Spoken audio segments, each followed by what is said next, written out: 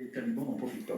Oui, mais la politique, c'est choisir entre deux mauvaises solutions. Et quand on s'est longtemps trompé, on hésite. Alors depuis 4 mois, l'Occident attend de voir ce qui va se passer en Afghanistan. 4 mois après, aucun pays n'a reconnu le régime taliban.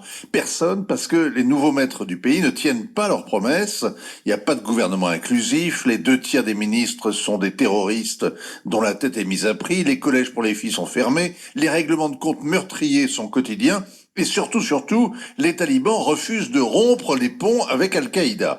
Conséquence, les Américains n'ont pas restitué à Kaboul les 9 milliards de leur banque centrale. Les banques afghanes restent déconnectées du réseau SWIFT, ce qui empêche même les agences de l'ONU d'envoyer de l'aide. Et la crainte des sanctions américaines dissuade les ONG qui, depuis 20 ans, prospèrent sur le malheur afghan comme les asticots sur la charogne. Mais d'un autre côté, Vincent, il est impossible d'ignorer la catastrophe en gestation.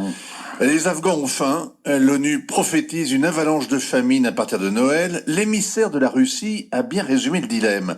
À cause des obstacles qu'il a imaginés, l'Occident va se retrouver avec une situation où 10% des 23 millions d'Afghans, ceux qui meurent de faim, vont fuir en Europe cet hiver. 10%, ça fait 2 300 000. Au Kremlin, on sait que les foules de migrants qui se pressent aux frontières tétanisent les dirigeants occidentaux. On le sait si bien d'ailleurs qu'on a organisé une sorte de répétition générale avec le Bélarus cet automne. Bref, ne voulant ni subventionner un repère terroriste, ni provoquer un exode massif, les Occidentaux n'arrivent pas à choisir entre deux mauvaises solutions. Donc ils ne font rien, ils ne font pas de politique, ils font de l'humanitaire, à courte vue, à court terme. Alors, la résolution votée hier autorise le paiement d'avoirs financiers, la fourniture de biens et de services nécessaires pour répondre aux besoins humains fondamentaux quand même.